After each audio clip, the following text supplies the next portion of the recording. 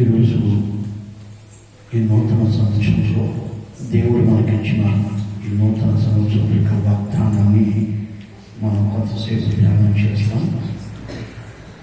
హెబ్రీయులకు రాసిన పత్రిక 6వ అధ్యాయం 14వ వాక్యం. తన తోడు అని ప్రమాణము చేసి నిశ్చయముగా నేను నిన్ను ఆశీర్వదించుదను, నిశ్చయముగా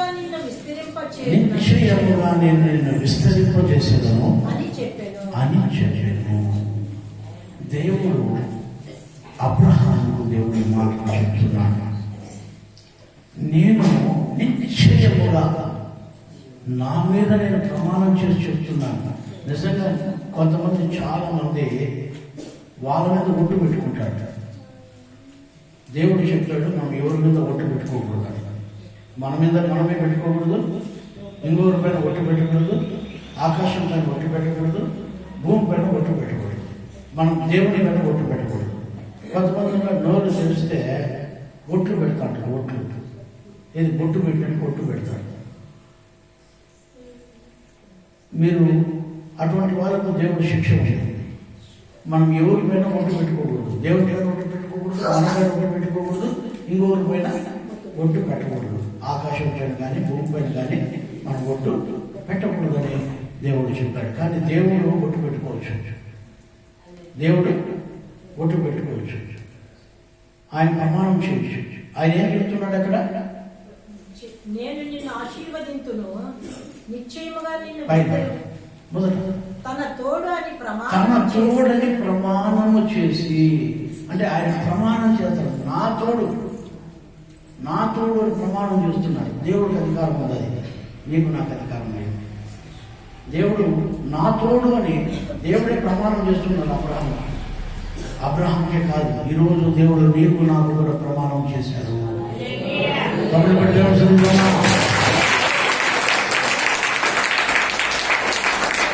నీకు నాకు దేవుడు ప్రమాణం చేశాడు. అందుకనే హెబ్రీ గ్రంథకర్త ఆయన రహస్యాన్ని మెన్షన్ చేశాడు. అక్కడ ఆ హెబ్రీకి రాసిన పత్రికలో 6:14 ఆ మాటను రాశాడు. నా తోడని ప్రమాణం చేసి నిశ్చయముగా నేను నిన్ను ఆశీర్వదించుచున్నాను, నిశ్చయముగా నేను నిన్ను విస్తరింపజేయుచున్నాను.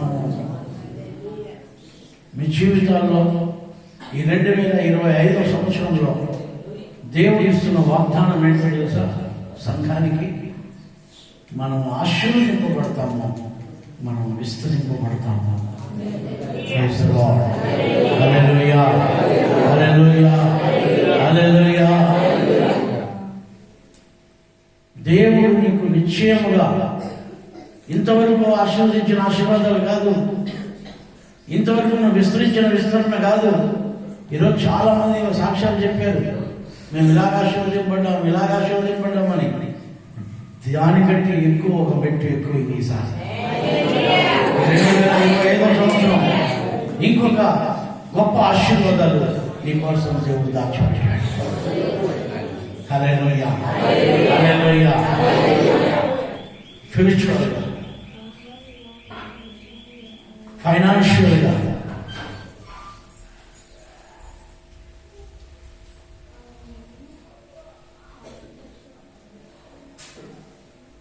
దేవుడిని ఆశీర్వదించబోతున్నాడు. పర్సనల్గా దేవుడిని ఆశీర్వదించబోతున్నాడు. దేవుడు నిన్ను విస్తరింపజేయబోతున్నాడు.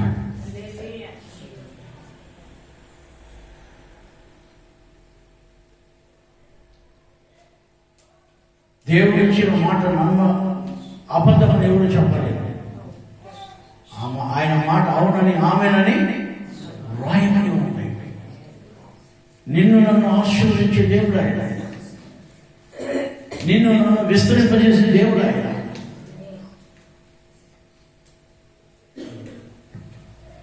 కాపాడే దేవుడు ఆయన. ఈ 2025వ సంవత్సరం దేవుడు గొప్ప కార్యాలు మీ పట్ల, మీ కుటుంబాల పట్ల చేయబోతున్నాడు. మీ పిల్లల పట్ల చేయబోతున్నాడు. మీ బిడ్డల పట్ల చేయబోతున్నాడు గొప్ప కార్యాలు. మీరు దేంట్లో అయితే ఆశీర్వదించబడలేకపోయారో దానిలో దేవుడు ఆశీర్వదించబోతున్నాడు. మీరు ఎన్ని సంవత్సరాలు దేంట్లో అయితే మీకు సంతోషం లేకుండా పోయిందో దాంట్లో మీరు సంతోషించబోతున్నారు. దేవుడు మిమ్మల్ని ఆశీర్వదించే దేవుడు అయి ఉంటున్నాడు.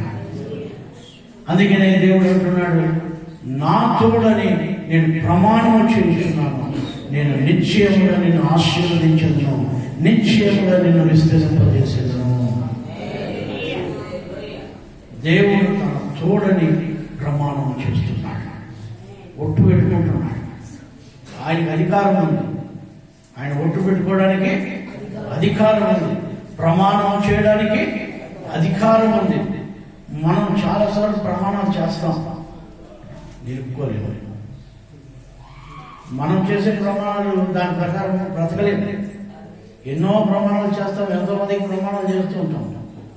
నేను మామూలుగా మీకు చెప్తుంటాను కదా, మా పిల్లలకి, ఇద్దరు పిల్లలకి నేనేం చెప్పేవాడిని అంటే, 7th క్లాస్ ఫస్ట్ క్లాస్ వస్తే సైకిల్ తీస్తాను అనేవాడిని. పెద్దవాడికి ఏదో చెప్పిన, చిన్నవాడికి ఏదో చెప్పిన. 7th క్లాస్ ఫస్ట్ క్లాస్లో పాస్ అయ్యారు బిడ్డలు, సైకిల్ తీసేయాలి. నేను చెప్పిన 10th క్లాస్లో తీసేస్తారా ఖచ్చితంగా, మీరు ఫస్ట్ క్లాస్లో పాస్ కావాలంటే సూపర్గా ఫస్ట్ క్లాస్లో మంచి మార్కులతో పాస్ అయ్యారు. మళ్ళీ ఇంటర్మీడియట్ సాలే పెట్టండి.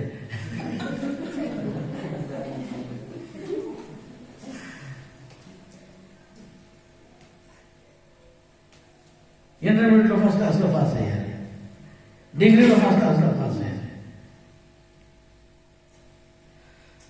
ఇంక నేనే సిగ్గొచ్చి నేను తీసిస్తానని చెప్పకుండా మానేశాను.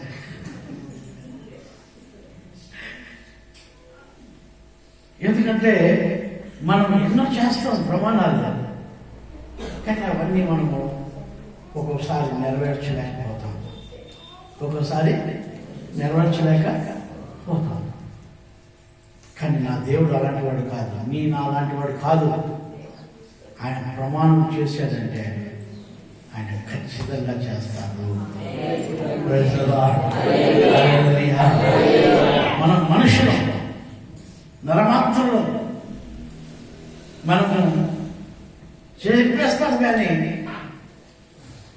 ఫైనాన్షియల్గా దాని డబ్బులు లేకపోతే మనం చెప్పిన మాటలు నిలబెట్టుకోలేము. దేనికైనా సరే, దేనికైనా సరే డబ్బు ఉండే వాళ్ళైతే నిలబెట్టేస్తారు కదా. అది డబ్బులు లేని వాళ్ళు కొంచెం చెప్పిన మాట పైన ఉండలేకపోతారు.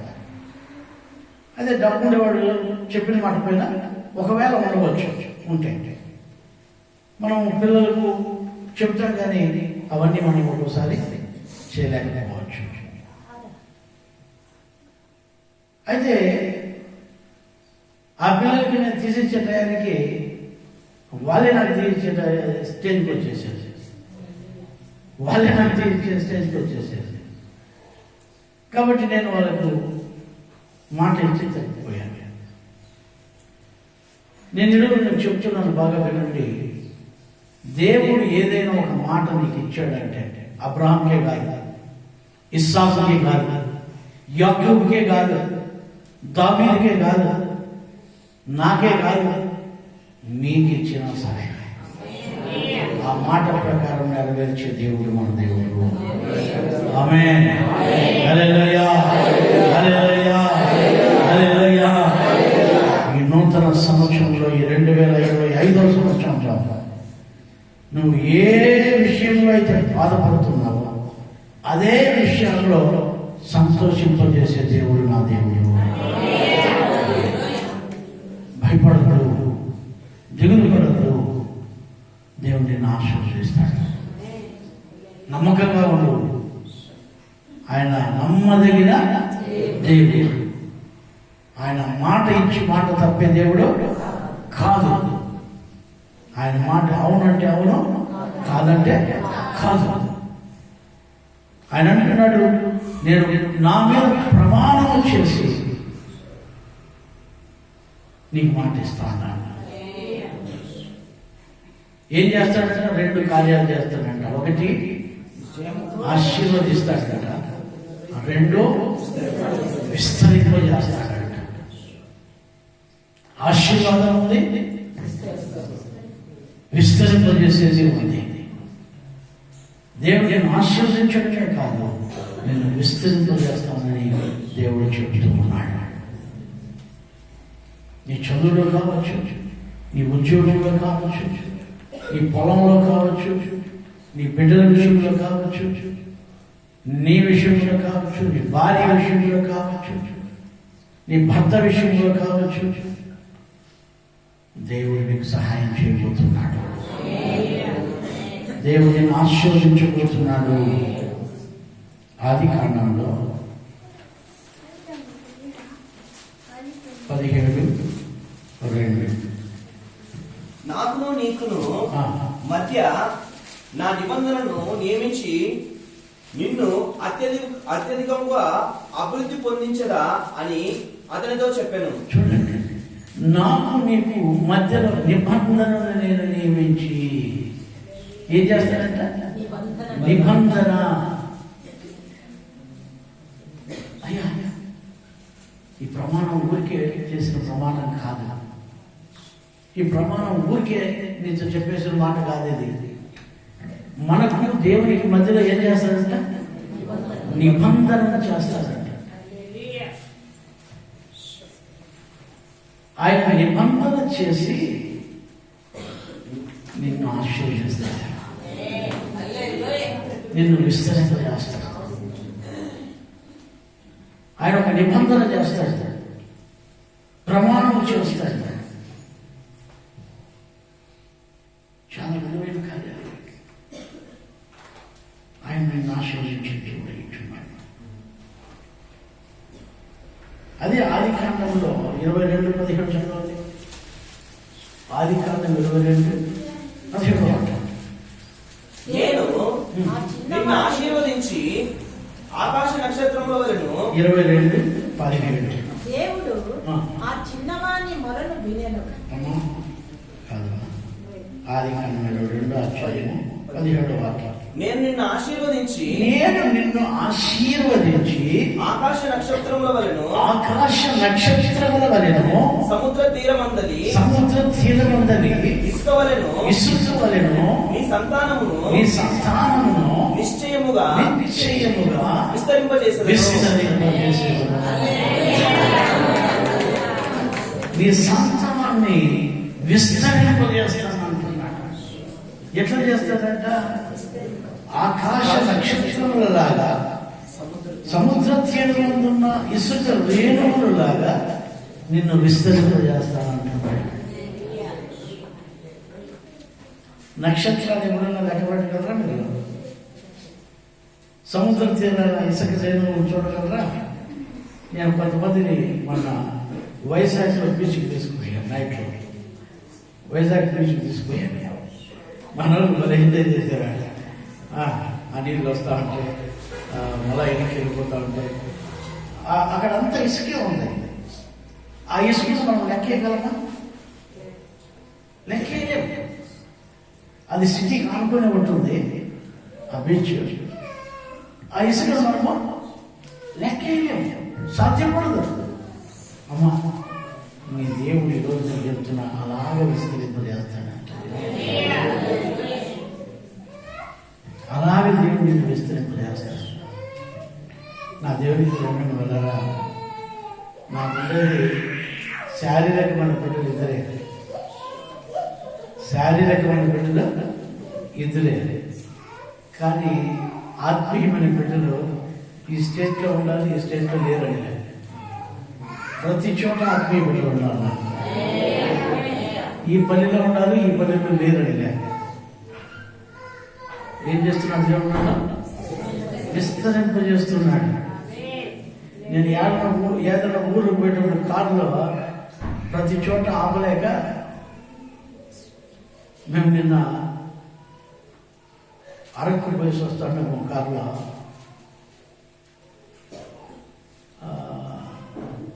అక్కడ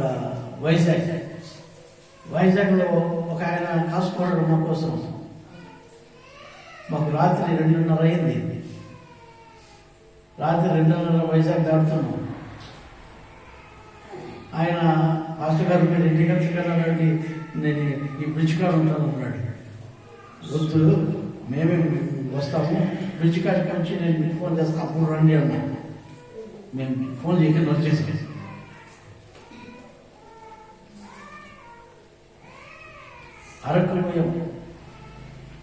అరకు పోతే అక్కడ పోకనే ఒక ఆయన మా కోసం వాటర్ నిలబడుకుని కాసుకున్నాడు. మాకు రూమ్లన్నీ రెడీ చేసి వాటర్ నిలబడుకున్నాడు.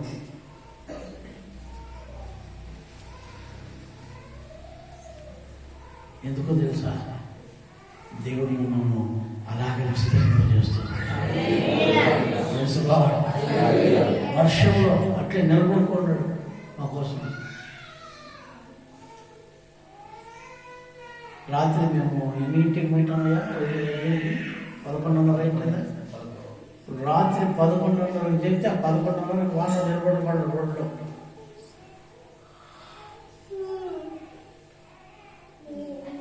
ఆలోచించండి, దేవుడు మనల్ని విస్తరింపజేసే దేవుడు ఏంటున్నాడు. ఆమేన్. ఏం చేస్తానంటే ఆయన ప్రమాణం చేసి నిబంధన చేసి, ఆమేన్, నీకు నాకు మధ్యలో దేవుడు ఏం చేస్తున్నాడు? దేవునికి మనకు మధ్యలో నిబంధన చేస్తున్నాడు. నిబంధన. హల్లెలూయా, హల్లెలూయా. ఆయన మంచి దేవుడు అండి, ఆశ్చర్యించే దేవుడు, మనం విస్తరింపజేసే దేవుడు, మనల్ని కాపాడే దేవుడు, మనల్ని దీవించే దేవుడు.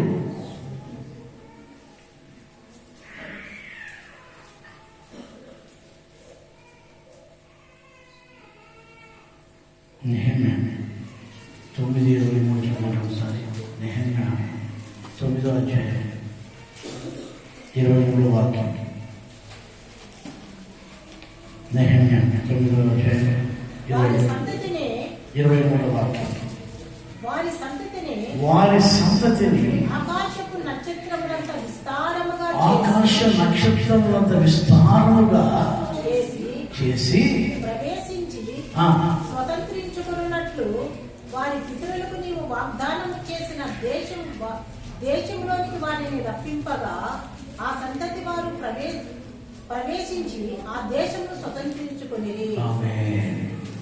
దేవుడు ఏం వాగ్దానం చేస్తున్నాడు మనకు ఏ దేశం అయితే ఇస్తామన్నాడో ఆ దేశంలోకి మనం మన సంతానం ప్రవేశించి దాన్ని స్వతంత్రింపజేసుకుంటామట. ఏ దేశం ఇస్తామన్నాడు? అమెరికా ఇస్తామన్నాడా? లండన్ ఇస్తామన్నాడా?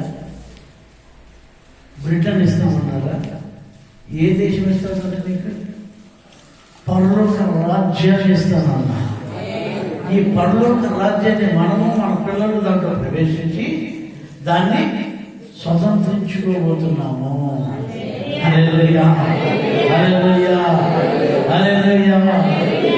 మనము పరలోక రాజ్యాన్ని స్వతంత్రించ దేవుడు మనకి ఇస్తామనేది అదే. నేను మీకు నాతో కూడా నా దేశంలో మీరు, మీతో నేను, నాతో మీరును కలిసి ఉంటారని దేవుడు ఆ రాజ్యంలో పాలిస్తానని, ఆ రాజ్యంలో భాగం ఇస్తానని, ఆ రాజ్యంలో మీరు నాతోనే ఉంటారని, నేను మళ్ళీ వచ్చి మిమ్మల్ని నేను ఉండే చోటికి తీసుకొని పోతానని ఎన్ని వాగ్దానాలు చేశాడైనా. ఆ దేశంలోకి వెళ్ళి మనం దాన్ని స్వతంత్రించుకొని మనము మన పిల్లలను దాన్ని స్వాధీనపరచుకోబోతున్నాము. హల్లెలూయా, హల్లెలూయా. దేవుడు ప్రమాణం చేశాడు. ఇది ఇహలోక ఆశీర్వాదాలే కాదు, ఇహలోకంలో విస్తరించేదే కాదు, పరలోక రాజ్యాన్ని మనము సంపాదించుకోబోతున్నాం. పరలోక రాజ్యాన్ని మనము స్వతంత్రించుకోబోతున్నాం. ఆ దేవుడికి ప్రియమైన బిడ్డలారా, మనం ఇహలోకంలోనే కదా ఆశీర్వాదాలు ఉండేది, పరలోక రాజ్యంలో కూడా మనం అక్కడి వరకు విస్తరించబోతున్నాం. ఎక్కడి వరకు అండి? పరలోక రాజ్యం వరకు విస్తరించబోతున్నాము. ఈ భూమి నుంచి పరలోక రాజ్యం వరకు విస్తరించబోతున్నాము.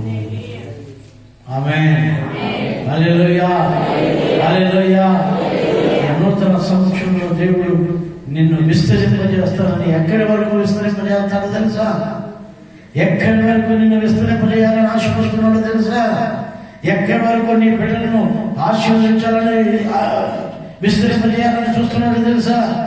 ఆకాశ నక్షత్రముల కంటేను, ఇసుక రేణువుల కంటేను వాళ్ళను విస్తరింపజేయడమే కాదు, పరలోక రాజ్యాన్ని స్వతంత్రింపజేసుకునే వాళ్ళగా మాట్లాడారు. హల్లెలూయా, హల్లెలూయా, హల్లెలూయా. పరలోక రాజ్యాన్ని మనం స్వతంత్రించుకోబోతున్నాం. దాన్ని మనం స్వాధీనపరచుకోవాలి. దాన్ని మనం స్వాధీనపరచుకోవాలి. ఈ లోకంలో మనకు ఉండే భూములు చాలు, ఉండే ఇల్లు చాలు, నన్ను అడిగితే ఉండే డబ్బు కూడా చాలు అనిపిస్తుంది. ఇప్పుడు సాక్షాత్ చెప్పేవాళ్ళు ఈ సంవత్సరంలో అప్పులు తిరిగినాయి, ఏదో నెమ్మదిగా ఏమి ఇబ్బంది లేకుండా నెమ్మదిగా బతికిపోతాను. సాదయ్యా, ఆ జీవితం సాధ. హల్లెలూయా. దురాశ పోయి గర్భం ధరించి, దురాశ గర్భం ధరించి ఏమైంది? దురాశ గర్భం ధరించి అది పరిపక్వమై ఏం కంటుంది? ఏం కంటుంది?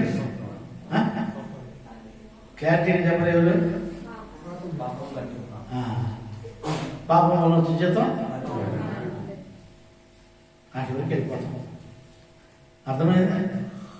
అట్లా అడుగుతూ మనకి సాధయ్యా, ఈ జీవితం మనకి సాధయ్యా. మనకి ఏం సంపాదించుకోలేక ఏటికి విస్తరించాలా? పరలోక రాజ్యాన్ని విస్తరించాలి.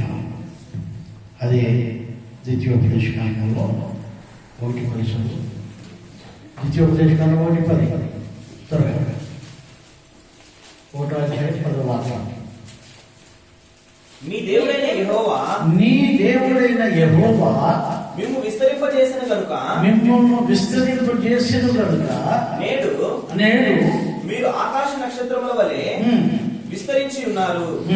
మీ పితరుల దేవుడైన యెహోవా మీ జనసంఖ్యను 1000 రెట్లు ఎక్కువగా చేసి తాను మీతో చెప్పినట్లు మిమ్మును ఆశీర్వదించును గాక. మిమ్మల్ని విస్తరింపజేసి మిమ్మల్ని ఆశీర్వదించును గాక. అయ్యా, దేవుడు చెప్పిన మాట ఏది కూడా నిరర్ధకము కాదు. ఏది కూడా నిరర్ధకము కాదు. దేవుడు విస్తరింపజేసే దేవుడు, దేవుడు ఆశీర్వదించే దేవుడు, దేవుడు కాపాడే దేవుడు.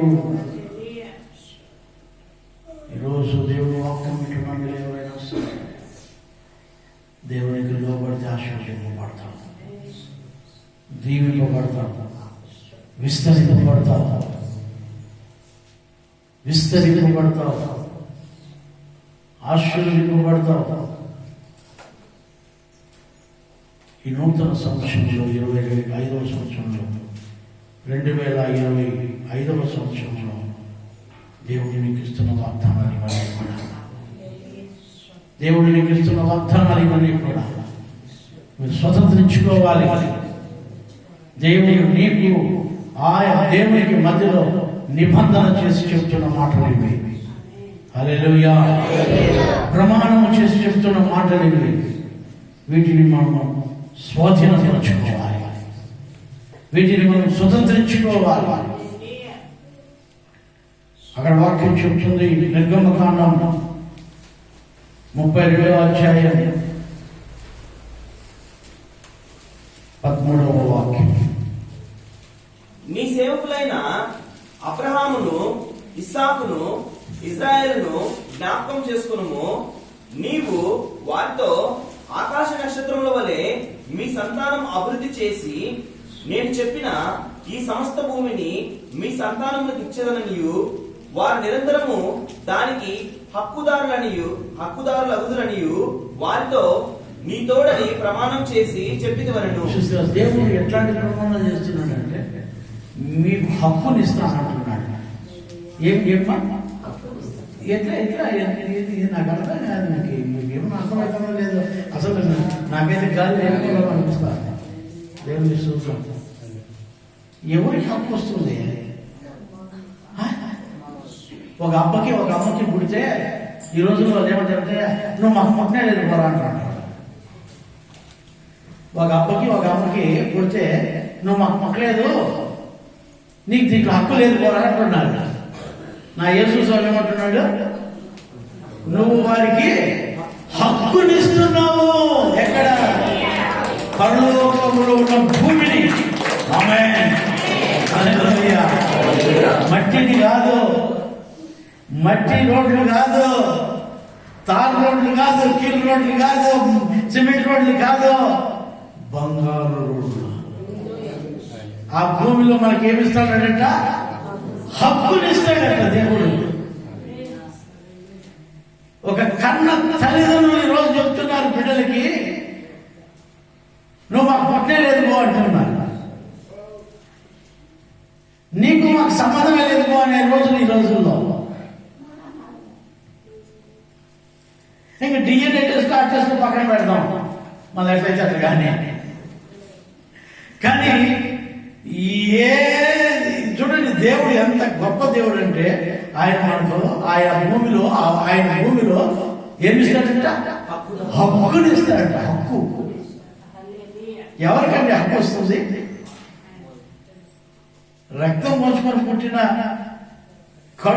కడుపులో పేగు తెచ్చుకొని పుట్టిన బిడ్డలకి ఈ రోజుల్లో కన్న తల్లిదండ్రులే హక్కు లేదు అని ధర్మేస్తుంటే, నా దేవాది దేవుడు ఈరోజు అంటున్నాడు, దిక్కులేని మనంటాంటి వాళ్ళకు నేను నా రాజ్యంలో నీకు హక్కు ఇస్తాను.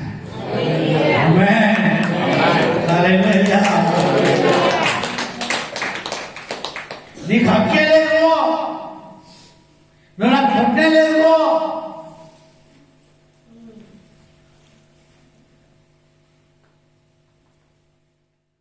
అంటే, నా దేవుడు అంటున్నాడు, నేను నీకు హక్కునిస్తాను. Amen. Praise the Lord. Hallelujah. Hallelujah. దేవుడు మంచి దేవుడు, నీకు హక్కునిస్తాను అంటున్నాడు. నేను ఇంతవరకు ఎన్ని మాటలు చెప్పాను ఒకసారి నాకు కొంచెం నా జ్ఞాపకం చేయండి. ఒకటి, ప్రమాణం చేశాడు, ఆశీర్వదించాడు,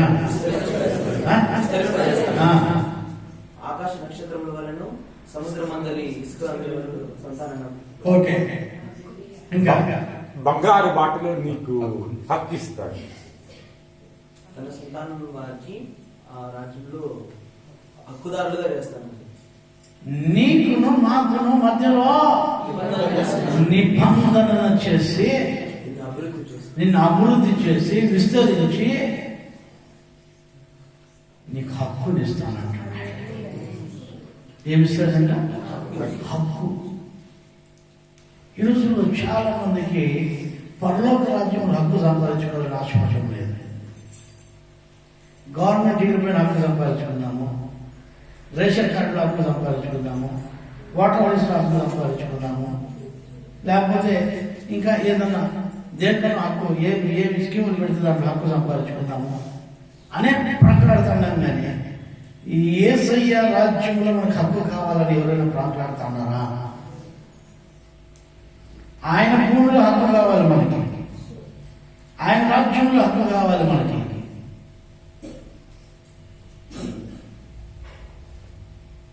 ఈ హక్కు కోసం తగ్గలాడండి. మా తాస్తి నాకు హక్కు, మా నాయన ఆస్తి హక్కు, మా తాత ఆస్తి హక్కు, ఇట్లా చేస్తున్నామే. కానీ పరలోక రాజ్యంలో దేవుడు మనకు హక్కుదారులుగా చేయాలని, పరలోక రాజ్యానికి హక్కుదారులుగా నిన్ను నన్ను చేయాలని ఆయన నిబంధన చేస్తున్నాడు. ఆయన మీద ప్రమాణం చేసి చెప్తున్నాడు.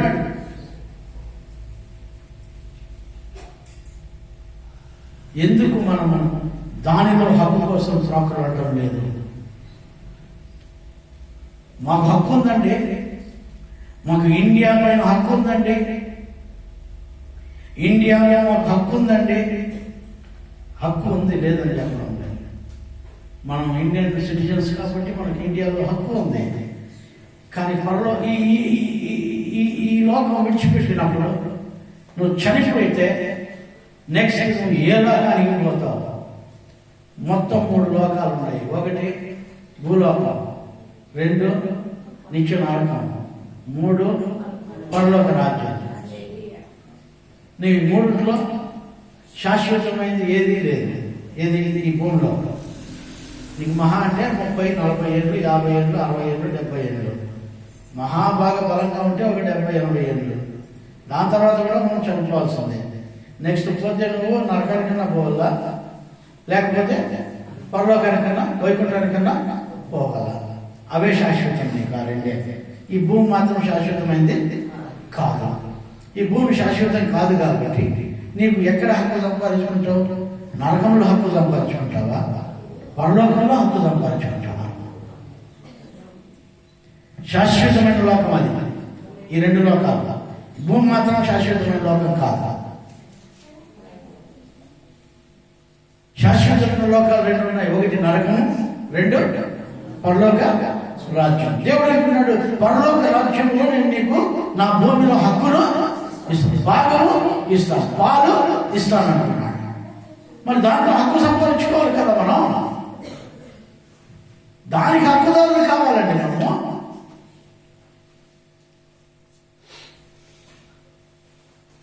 దానికి హక్కుదారులుగా మనం ఉండాలి. మన నాయన మన తాతలు సంపాదించిన 1 ఎకరా భూమికో 10 ఎకరాల భూమికో చచ్చిపోతూ ఉంటాం. నాకు హక్కు, నాకు హక్కు, నాకు హక్కు, నాకు హక్కు. నేను మొన్న మా బాబు ఒక జ్యూస్ తాగాలని ఒక షాప్కి పోయాము. జ్యూస్ షాప్కి పోతే ముఖ్యంగా నన్ను ఒక ప్రశ్న అడిగాడు. డాడీ ఈ జ్యూస్ షాపు కరెక్ట్గా 2.5 అడుగు 3 అడుగులు ఉంది. షాప్ 3-4 అడుగులు ఉంటుంది అంతే. ఈ జ్యూస్ షాప్ 3 అడుగులు 4 అడుగులు వెడల్పు, ఒక 15 అడుగులు 20 అడుగులు పొడవు ఉంది. ఇది ఎంతమందికి భాగాలు పంచుకున్నారు, ఎంతమందికి ఏంటంటే భాగాలు వచ్చాయి డాడీ, మీకు ఎంతమంది పిల్లలు నన్ను అడిగాడు. నాయన మీకు ఎంతమంది పిల్లలు నాకు తెలియదు, కానీ ఈ 4 అడుగులకు మాత్రము ఈయనకి 2 ఉంటారు. ఇప్పుడు ఆ ఇద్దరులో ఈ 4.5 అడుగులో వాళ్ళిద్దరూ సగం పెట్టుకున్నారంటే ఒక్కొక్క 2.5 వస్తుంది. ఇప్పుడు ఇట్లా పోగలుగుతారు వాళ్ళు, మళ్ళీ ఇట్లా అడ్డం పోవాలి అని.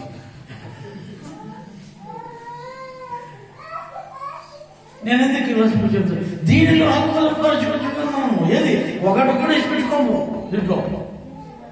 తమ్ముడికో అన్నకో 1 అడుగు పోయిందనుకో వాడిని నరికేయడమే. లాంటి వాడు చేస్తే నాకే అయ్యా వాడి 3, వాడు చేస్తే నాకే అయ్యా అని. దీంట్లో హక్కు కోసం వస్తున్నారు కొట్టుకొని. అయ్యా పరలోక రాజ్యం కోసం, హక్కుదారుల కోసం ప్రాకులాడండి. దేవుడు మీకు హక్కునిస్తానంటున్నాడు ఆయన. ఇక్కడ ఈ లోకంలో నీకు పుట్టిన కన్న తల్లిలు, నిన్ను కని పెంచి పెద్ద చేసిన తల్లిదండ్రులు కూడా వాళ్ళకి అనుకూలంగా లేకపోతే నువ్వు నాకు పుట్టలేదు పోరాంటారు. వాళ్ళకి అనుకూలంగా ఉంటే నీకేమన్నా ఇచ్చేది ఎంత అవుతావు. వాళ్ళకి అనుకూలంగా లేకపోతే నువ్వు పుట్టలేకపో, నీకు హక్కే లేదు. పుట్టలేదు రాసిస్తా పో, నాకు పుట్టలేదని రాసిస్తా పో. ఎవరికి పుట్టినావో పో అంటారు. లేరమ్మా అనేవాళ్ళు. మీరు కాదులే అమ్మా, మీరు మంచివాళ్ళు, మీరు ఎప్పుడు అట్లా అనలే అనేవాళ్ళు. నేను చెప్తాను. ఇక్కడ మీరు చూడండి, కావాలంటే దేవుడు ఏమంటున్నాడంటే నేను మీకు హక్కునిస్తాను రండి అంటున్నాడు. ఆమేన్. ఎంత మంచి దేవుడేనా, ఎంత మంచి దేవుడేనా. నేను మీకు హక్కునిస్తాను రండి, నా భూమిలో, నా దేశంలో నిన్ను విస్తరింపు చేస్తాను, నిన్ను ఆశీర్వదిస్తాను. రండి, నా రాజ్యంలో నీకు హక్కు ఇస్తాను, నా రాజ్యంలో నీకు పాలు ఇస్తాను, నా రాజ్యంలో నీకు వాటా ఇస్తాను. నేను నిన్ను హక్కుదారునిగా చేస్తాను. నీకు నాకు మధ్యలో నిబంధన చేస్తున్నాను, నా మీద ఒట్టు పెట్టి ప్రమాణం చేస్తున్నాను. నిన్ను ఆశీర్వదిస్తానని, నిన్ను దీవిస్తానని, నిన్ను విస్తరింపజేస్తానని, నీకు నేను హక్కుదారునిగా చేస్తానని, హక్కుదారునిగా చేస్తానని.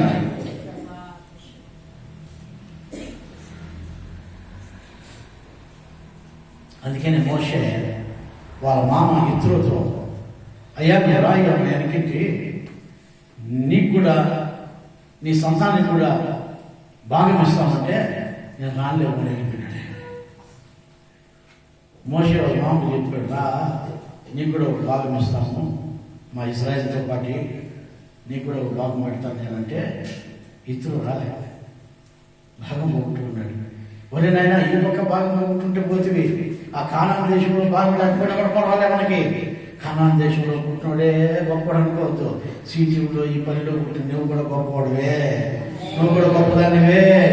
ఈ భాగాలు మనకొద్దు, పరలోక రాజ్యం ఒక భాగం ఉంది, ఆ భాగాన్ని నేను నీకు ఇస్తాను అంటున్నాడు దేవుడు. దానికోసము మనం ప్రాకులాడాలి, దానికోసము మనము ఆయన రాజ్యంలో చేరాలి. అంటాడు ఆదికాండం 48:4 చూడండి. 48 ఇదిగో నీకు సంతానాభివృద్ధి పొందించి నిన్ను విస్తరింపజేసి నీవు జనముల సమూహమునట్లు చేసి నీ తరువాత నీ సంతానమునకును ఈ దేశమునకును నిత్య స్వాస్థ్యముగా ఇచ్చెదనని సెలవిచ్చెను. నిత్య స్వాస్థ్యముగా నీ సంతానములకు ఇచ్చెదను. నిత్య స్వాస్థ్యముగా. ఎట్లాంటి స్వాస్థ్యం ఇది? నిత్య స్వాస్థ్యముగా నీ సంతానానికి ఇస్తాను, నీకు ఇస్తాను, నీ బిడ్డలకి ఇస్తాను, నీ బిడ్డలకి ఇస్తాను. ఆమేన్. హల్లెలూయా, హల్లెలూయా, హల్లెలూయా. హల్లెలూయా. ఈ రోజుల్లో అట్లా తల్లిదండ్రులు చాలా తక్కువైపోయారండి. కానీ నేను ప్రకటిస్తే తండ్రి ఆయన నీకు భాగం ఇస్తానంటున్నాడు. సునీత ఒక సాక్ష్యం చెప్పింది, నా భర్త చనిపోయిన తర్వాత మమ్మల్ని ఆదుకున్న వాళ్ళు ఒక్కరు కూడా లేరు, అన్నం కూడా లేదు నా బిడ్డలకి, ఆ బిడ్డలకి అన్నం కూడా పెట్టే పరిస్థితుల్లో లేరు. ఒక్కరు కూడా వచ్చి నా ఒక పూట అన్నం తిన్నావా లేదా అని కూడా అడిగినా లేరని.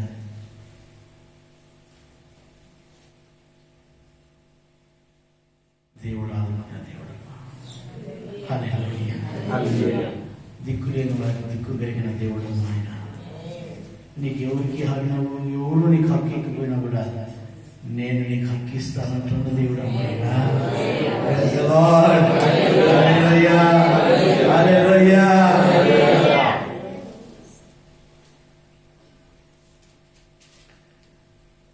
దేవుడు మనల్ని ఆశ్వసించే దేవుడు. ఈరోజు దేవుడు వాక్యం వింటున్నాం మీరు ఎవరైనా సరే, దేవుని సన్నిధిలో మనం ఆశ్వసింపబడతారు, దేవుని సన్నిధిలో మీరు దీవింపబడతారు. లోపడతారా? ఆయన ప్రమాణం చేసి ఈరోజు మీకు వాగ్దానం ఇస్తున్నాడు. మీకు ఆయన మధ్యలో ఆయన నిబంధన చేశాడు. నిబంధన ఉంది.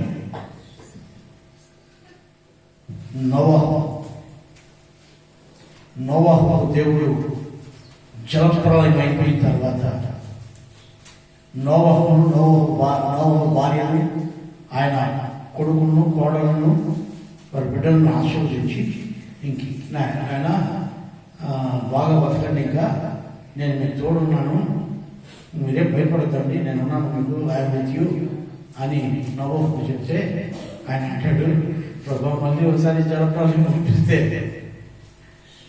నా సంతానం కూడా ఇంట్లో పోతుంది కదయ్యా అంటే, అప్పుడు దేవాది దేవుడు అంటాడు, నేను నాకు నిబంధన చేస్తున్నాను, నీకు నాకు మధ్యలో ఒక నిబంధన చేస్తున్నాను, ఇంకెప్పుడు నీ సంతానాన్ని జలప్రలయంతో చంపనని నాకు ఒక నిబంధన చేస్తున్నాను. ఏమో తెలుసా? వర్షం కూర్చున్నప్పుడు అంతా ఆకాశంలో ఇంద్రధనుసులు పెడతాను, నేను నీకు జ్ఞాపకం చేసుకుంటాను, నేను నీకు చేసిన ప్రమాణాన్ని, వాగ్దానాన్ని, లేకపోతే నీ మధ్యలో చేసిన ఆ నిబంధనను నేను జ్ఞాపకం చేసుకునేదానికి నీ గుర్తుగా ఆకాశంలో ఒక ఇంద్రధనుసులు పెడుతున్నానని యేసు స్వామి, లేకంటే ఆ దేవాది దేవుడే ఆ రోజు ఆయనతో చెప్పారు. ఆయన బైబిల్లో చూస్తే ఆ ఇంద్రధనుసు ఎక్కడ ఉంటుందంటే ఆయన సింహాసనం, ధవల సింహాసనం చుట్టూ ఉంటుందని బైబిల్ రాయబడి ఉంది. ఆయన నిబంధన చేస్తే ఈ రోజు కూడా మనం ఆ ఇద్దరు కోసం చూస్తున్నాం. హల్లెలూయా, హల్లెలూయా. మన వర్షం పడినప్పుడు నేను మిదిపైన ఉన్నాను. వర్షం పడినప్పుడు ఆ ఇద్దరు చెరువులో పడింది. మన చెరువులో ఈ చిన్న చిన్న సముద్రంలో దగ్గరగా చాలా క్లోజ్గా చూశాను. ఏమి వైభవం, ఎంత వైభవం అనిపించింది నాకు. ఈరోజు దేవుని వాక్యం ఉంటున్న దేవునికి ప్రేమైన వల్ల ఆయన మనకు మధ్యలో దేవుడికి మనకు మధ్యలో నిబంధనను పెట్టాడు. భయపడద్దండి, భయపడద్దండి. దేవుడు ఆశీర్వదించబోతున్నాడు, దేవుడు దీవించబోతున్నాడు. నిన్ను, నీ బిడ్డలని దేవుడు పరలోక రాజ్యానికి హక్కుదారుగా చేయబోతున్నాడు.